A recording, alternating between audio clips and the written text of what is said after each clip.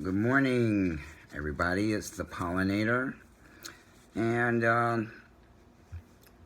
wasn't my idea, but I thought I'd make a Christmas Eve video.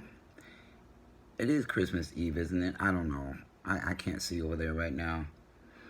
My eyes still aren't well, but they're better than they were. I just finished some antibiotics that I've been taking for 2 weeks. Hopefully I can get through this video without scratching my eyes out. I don't really know what the title of this video is going to be because it's going to involve several different topics. I'll figure it out after I make it. But happy holidays to those out there in the world who celebrate the holidays in December. I made a post including the holidays I only know about in United States, so to try to be inclusive of everybody who's celebrating, Hanukkah and Kwanzaa and Christmas and whatnot. So let me dive into this. I started a group in July of this year that is a major attempt to awaken black people from centuries of slave mentality, the effects that all of that in the Jim Crow era had on us, and at the same time combine address the issue of the cisgender transgender gap in education, understanding, healing, and whatnot. So I've been thinking a lot about this because it's very, very difficult to empower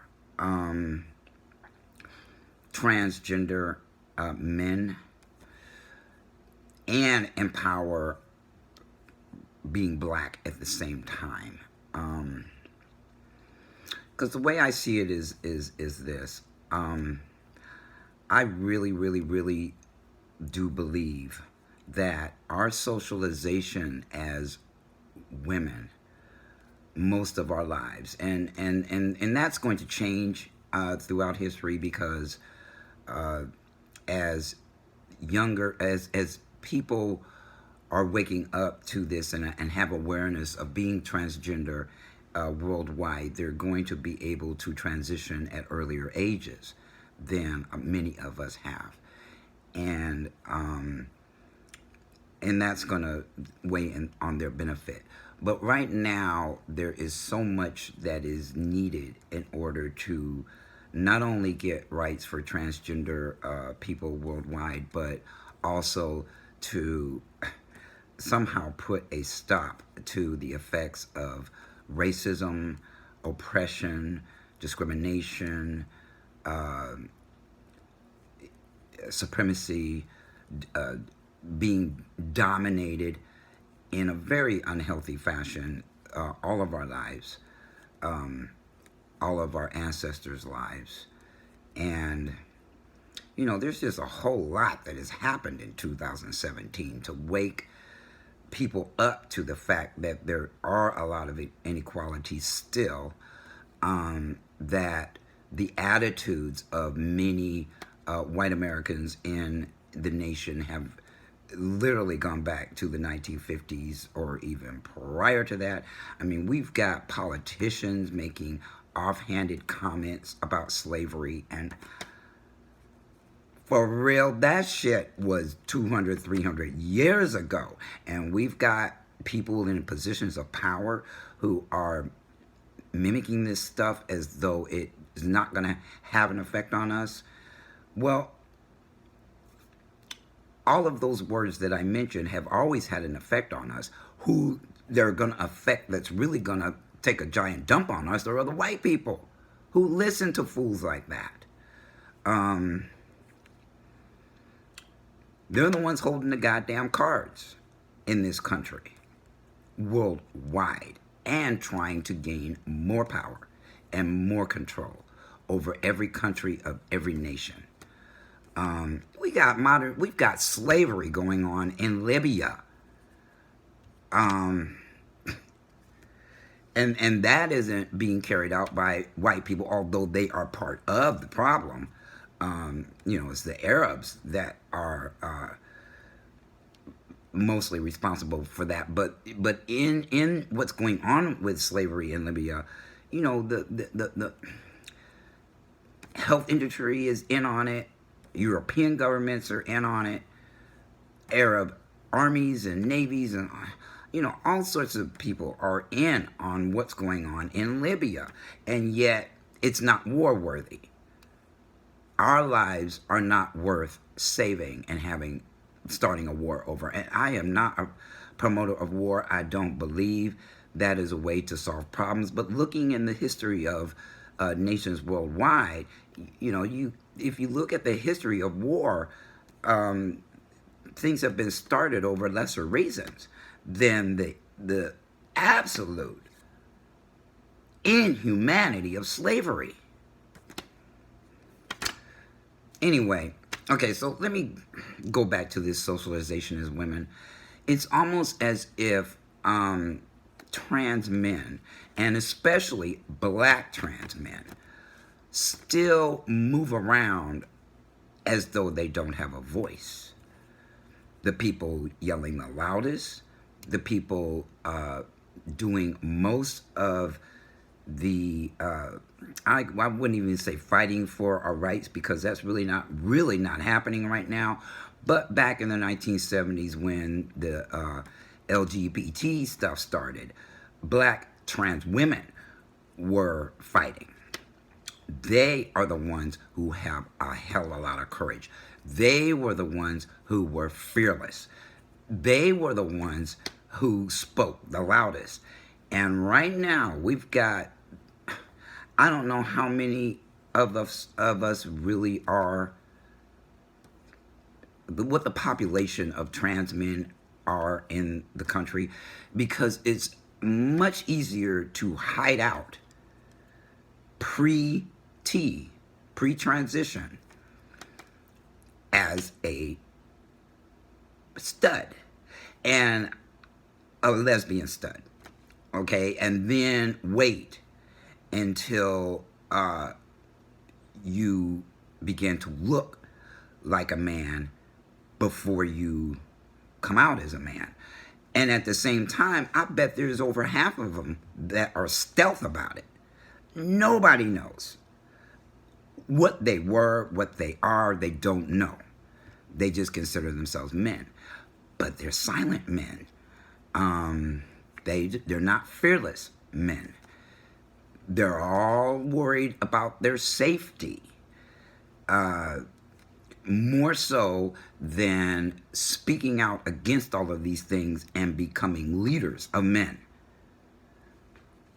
Not, cisgender men, they are protective of their women and their families and whatnot. And I don't really see the difference between trans men and cisgender men in that way. But the excuse of not having courage and not being fearless is our size, the fact that, our size, our physical strength in relation to cisgender men. And it just, I'm sorry, it all sounds incredibly like a cop-out to me, we're going to stay without a voice. We're going to continue to let black transgender women run the show. We're going to continue to let them have a say over our destiny, over our attaining rights in this country, over our really protecting transgender people as a whole.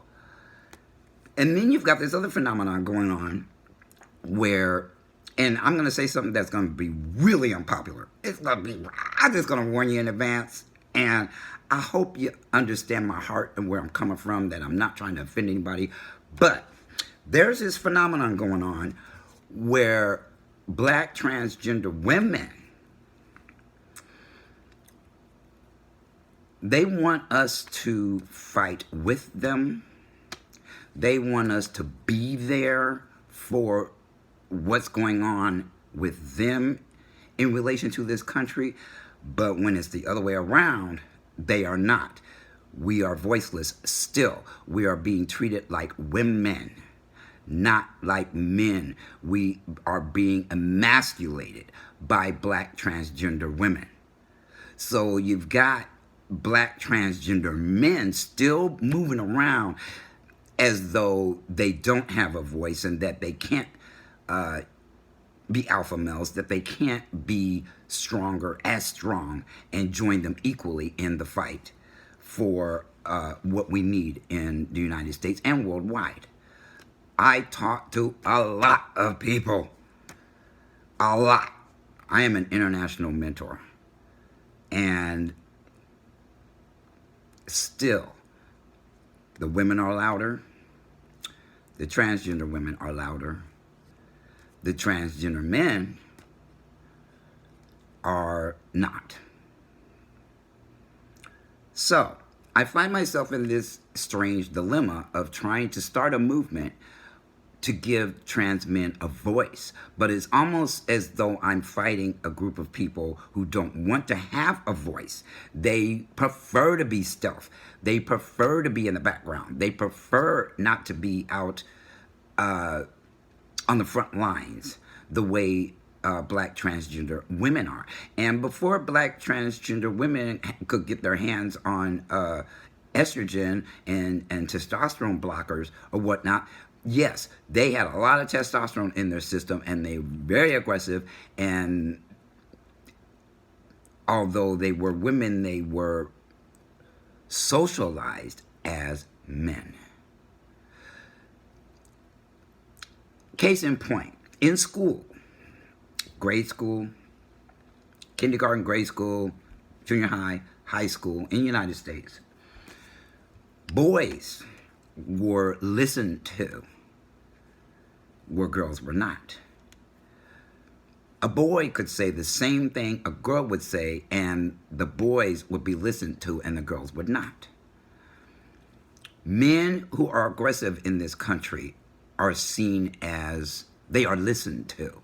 Women who are aggressive in this society are bitches. Men don't like aggressive women. So just imagine being socialized to be seen and not heard all of your life, most of your life, and then you transition, but you don't change the socialization from a life of people thinking you are women to a life where people know you are a man, and socializing with men. Not just one friend. I'm talking about socializing, re-socializing ourselves, re-educating ourselves to what who we are as men, and finding our voice and having courage and having fearlessness. And I don't know where that comes from in me. I've always had it. I have always had it since I was a little kid. I climbed trees. I did shit that my mother will horrify my mother, because I just refused to be afraid of much anything. Except bugs. Don't like bugs. I don't like reptiles either. I don't like either one of those. But, so, okay, so let me go back to this, I don't see black transgender women putting black trans men on high. So my movement is an attempt to do so, but it is like pulling teeth. Trying to get trans men, I put a post in my group the other day, and one of the responses I got was it was a work in progress. Nah, I think, I don't know if it's a decision to be passive or if it's a decision to be more aggressive. And then there's this place in between, which is called being assertive. But I don't see very many black assertive men, trans men. They're very, I don't know if you call it docile, but almost like they're scared to say anything that's going to upset the apple cart of life. The greatest leaders that in our country,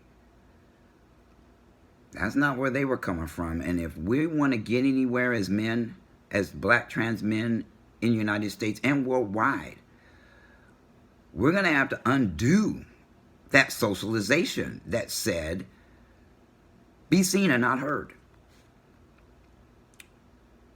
Don't be courageous, be afraid. Don't have faith in the universe, in the God of your understanding, in God, in Jesus, whoever that is for you.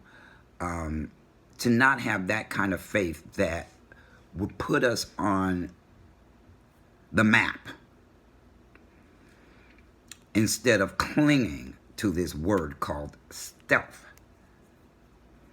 Black transgender women can't exactly be stealth, especially when they start transitioning. They're tall. Many of them, their features don't change unless they get on HRT, and they aren't able to hide out the way black transgender men can. But I say hiding is a problem. Anyway, I watched a very, very powerful video by Dr. Joy DeGruy. I'm not sure how to spell her last name. And she talked about the post-traumatic slave disorder that all of us in this country experience and is part of us to various degrees. Some more than others, because many are starting to wake up to the fact that we have been traumatized by the conditions in this nation. And in order to change that, first we have to acknowledge the existence that we're traumatized, instead of just, grinding, working a job, working 2 jobs, working 3 jobs, taking care of our family, being in relationships, taking care of our children and stuff like that, and completely ignore the fact that every day we walk around traumatized from slavery, because that shit is still going on. It's just been modernized. I'm going to read something here that I saw in a post this morning, and it says, Americans actually did get together, built their own businesses, and we're talking about black people, built their own businesses, institutions, and resources. They were killed for that. Black Americans' unity was seen as a threat. Still seen as a threat, folks. The USA doesn't want black America to be independent of white America. I'm going to talk about that in a minute. Research the New York City race riots in 1863, the Atlanta race riots in 1906, the Tulsa, Oklahoma massacre in 1921, the Rosewood massacre in 1923, the Washington, D.C. race riots in 1919, the Knoxville, Tennessee race riots in 1919, and the East St. Louis massacre in 1917. That's 3 fucked up things in the same. 2 in the same year. But see, all of this has gotten everybody scared. Understandably so, but for us to change this living inside of fear and trauma, we're going to have to deal with that internally. Because yes, they do not want us to be independent. I run a group where I do not allow whites in it, and they try to infiltrate it every week. somebody is saying something rude and nasty because they can't be a part of our healing. And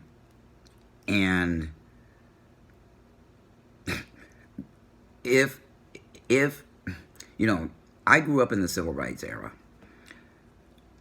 It's a very powerful period of time in our history, and although there were a lot of allies, white allies that walked alongside of Martin Luther King Jr.,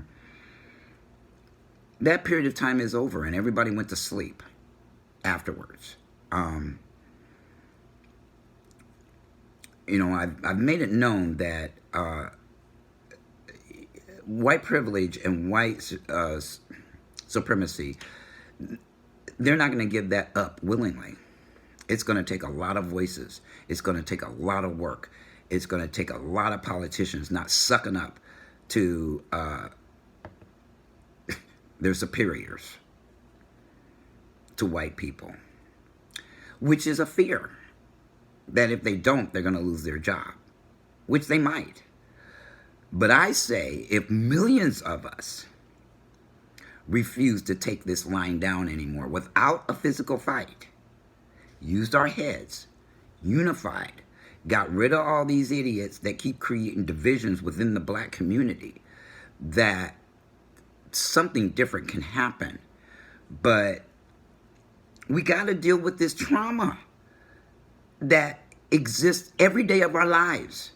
See, here's something white people don't understand. Every time we walk out our door, there's a little thought in the back of our head of who, you know, is anybody gonna fuck with me today for being black?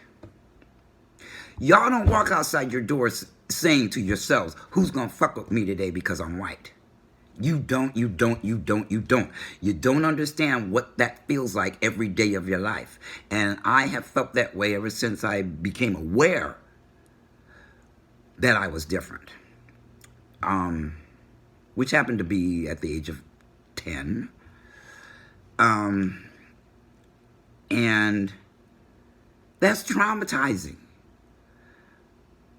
And we are a strong people for the fact that we've lived with this kind of trauma all of our lives. We see it all the time. We see it every day. All you got to do is turn on the news and you're going to see some of it somewhere, or experiencing it, or experience it somewhere in your life, in your children's life, in your friends' lives, in your, you know, people around you. Unless you're living in secluded and separated from black people, you would see that every day. You might not, you won't experience it, but you know, instead there's a bunch of people walking around going nah nah nah nah nah nah, nah, and they're acting like they understand this when they don't. This isn't discrimination. This isn't the same thing as being discriminated against. Have you noticed that all of the transgender people, all of them, somebody told me there was one, but all of them that had been killed this year were black. Hello, Earth to America. Houston, we have a problem. But not only are they transgender, they're black, and we are not valued in this society. Killing us is not as much of a crime as it is to kill a white man. Look what happens when a couple of police get killed. Oh my God, holy hell breaks out. Oh, blue lives matter, blah, blah, blah, blah, blah. They ain't talk about the fact that a black person is getting killed every day. Then they turn around and want to start talking about black on black crime. Well, you know why there's black on black crime? Because people are fucking stressed out. They can't get work. They can't get the opportunities that you are afforded over and above what we are. And then if we start barking about that and saying anything and complaining, oh, we're troublemakers. We're gonna be put on some fucking FBI list of people to watch because we're brave enough, or some of us have enough courage to say, you know what, this is not right. And we're not racist for calling out racism. But they'll say that. And then a whole bunch of millions of other ones will say, oh, yeah, they're a racist. The very people who are calling us that, they're the racists. You know, I have a lot of white friends. Well, they're people that I have. They're on Facebook. I have not met them, but you know, I have things that happen in my life, and I don't really pay attention to their skin color. I pay attention to their character. At the same time, I'm pro-black, and since we're not protected in this nation by any ethnicity, I'm gonna look out for our back first, because you know what? Y'all's back, you are protected by the police. We are not. There is a difference. I can be friends with you, but I can also understand at the same time, if push comes to shove, your ass is protected by the institutions in this country that are owned and operated by you. You've never lived a life where it wasn't that way. So you don't have any understanding of that. I don't fault you for it. At the same time, I do, because you guys don't know our history and you ain't trying to read it either. You're not researching. You're just believing the load of crap you were taught in school and going about your merry way in your merry lives without any regard whatsoever for our history. You know, Facebook deleted a post off my timeline where I put 12, well, started out 13, but one of them wasn't really black, royalty men and women throughout history on my timeline. They deleted the post, and I was sitting there watching it when it happened. There were one post above, one post below it, and the one I posted was gone. So I put another one right back up there. Same one, same post, same pictures of black royalty, kings and queens, and started making some nasty comments about some Facebook employee deleting my post. While I was typing that, the post they deleted showed up. They restored it from their server. So I made a few comments about that, and I said they're at it again. See, they don't want us to be independent of them. They love the dominance. And millions and millions and millions of white Americans do too. They're afraid to get us out, let us out from under that. They're also afraid that if we do get power, control, land, businesses, money, whatever, we might do to them what they've done to us, which is a rational fear. I don't think there's very many black people alive who would enslave white people. What kind of fucking rational sense is that? That we would ever be in a position to do that anyway, let alone carry it out, implement it. It's an irrational fear that justifies continuing to hold on to their privilege, their supremacy in this country, and they ain't yelling about it. You know, there was a silver lining in the Vietnam War. That war going on at the same time the civil rights movement was going on woke up a bunch of white people. See, the media, social media, all of the things that are going on in this nation will pay attention to white pain. So almost everything that happened during the civil rights movement happened because the Vietnam War was going on at the same time, and a bunch of white folks didn't like it. And so they protested. Have they ever protested solely based on the inequalities of marginalized people in America? Never. Never. And when they did, who led that? A black man. They didn't lead it. They jumped in on it and said, yeah, things are fucked up, so let's join Martin Luther King Jr. But they've never spoken out collectively and said, this shit's got to stop. We're the ones saying that, and they just ignoring us. They've been ignoring us saying that for centuries. And the only time anything changes is when we get them riled up. But we cannot get them riled up. It has to be some kind of sneaky, indirect approach to getting them upset about the fucking way things are. And when this political administration runs the fuck over them, that's when they'll open their mouth, and that's when things will start to change. And then everybody else can hitch a ride off of their being pissed off about what's going to happen to them when this administration pulls the rug out from under them. They'll understand their pain in that. They don't understand that we live with the rug being pulled out from under us every day of our lives. And those of us who are strong enough and smart enough and get enough of an education or have enough of an ambition, can pull out of that without their help. I was one of those people. I'll tell the story of my rise into the computer industry and exactly how I accomplished what I did. I mean, when I left the military, I was making $15,000 a year. And when I retired in 2001, I was making six figures. I did all that without a degree. And a lot of hard work. And putting up with a lot of shit from the people in that industry. Men, dominated by white men. But I'll tell the story of how I navigated that some other time.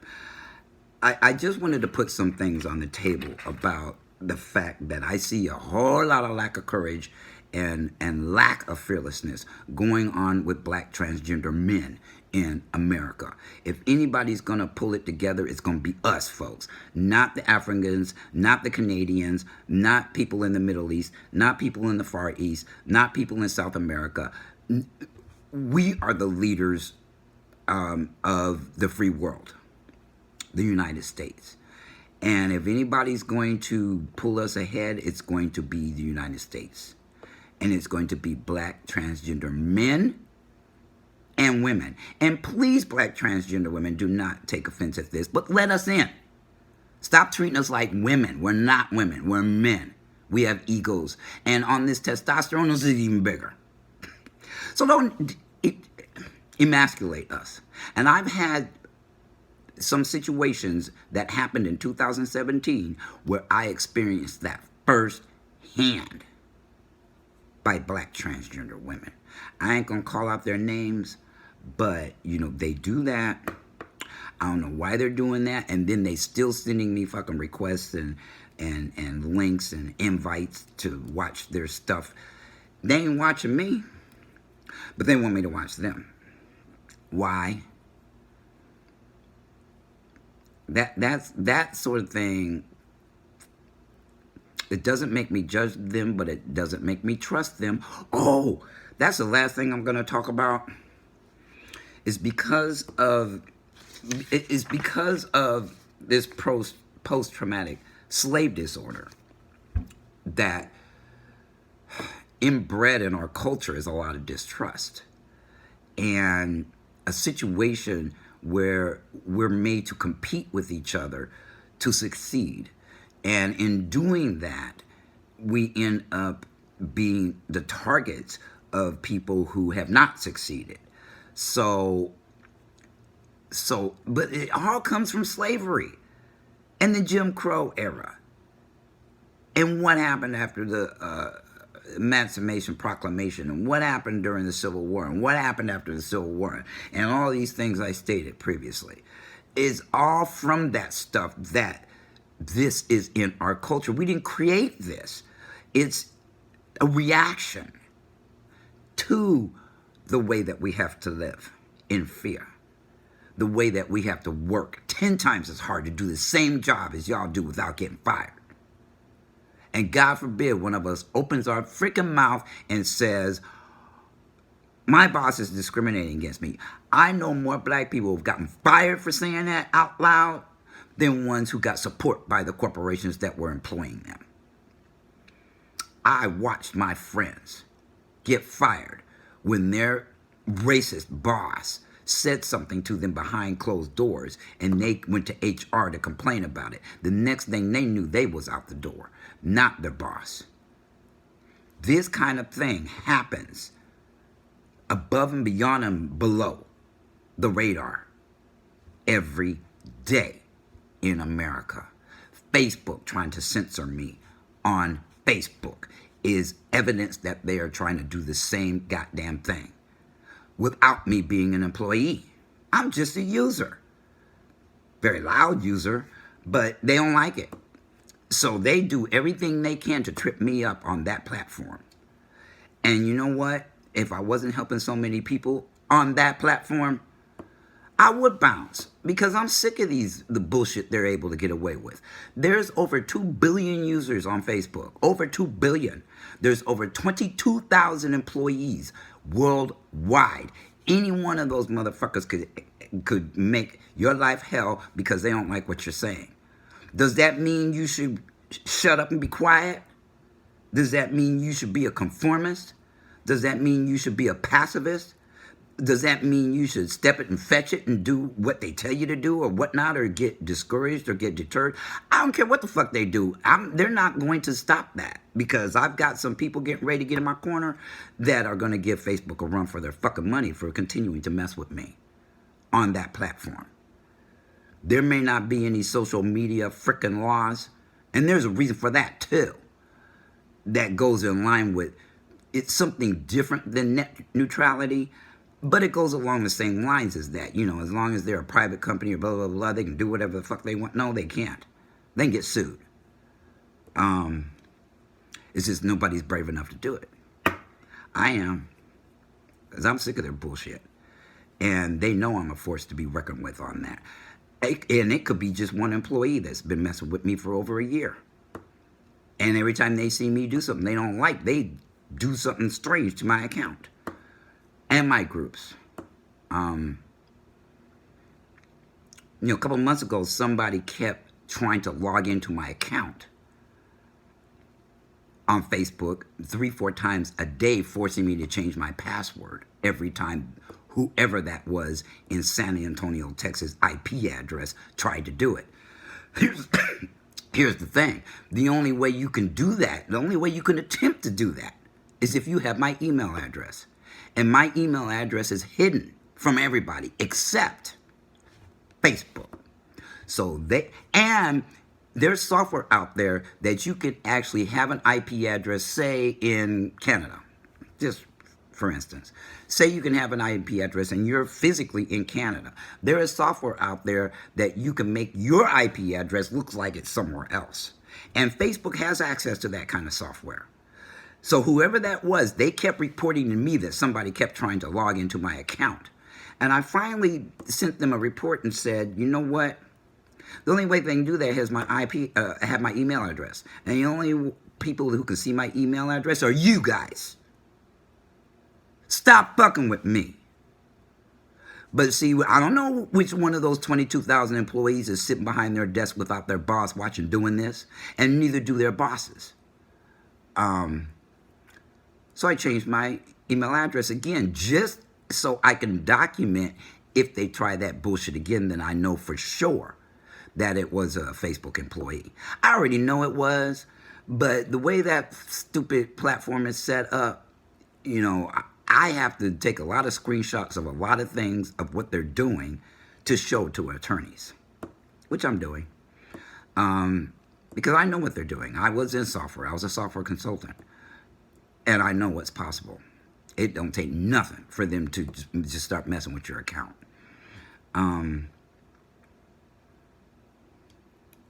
They're trying to traumatize me. They try to traumatize everybody who they don't agree with. Their politics, their personality, their being vocal. They ain't gonna shut me up. That's not gonna change my personality. I am not gonna conform. I'm the gender nonconformist.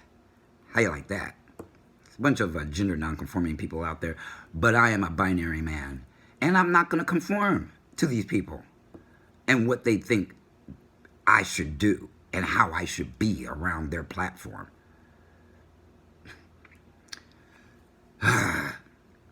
Anyway, I was asked to, you know, this video is going to be 40 minutes or over 40 minutes, but I was asked by my #1 YouTube fan to make another video, and so I did it for her.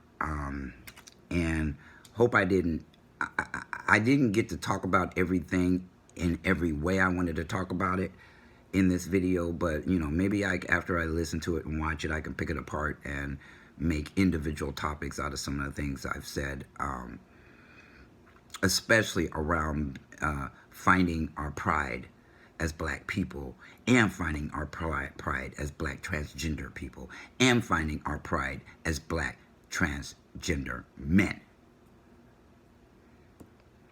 Stop acting like women. We don't have to do that anymore. But, you know, there's all sorts of ways to be in this world. And who am I to tell you who to be and not to be? But I say it's causing us to lag behind and to not get what we want in life if we don't take it on like that. So I hope everybody has a Merry Christmas who celebrates that tomorrow. And peace out.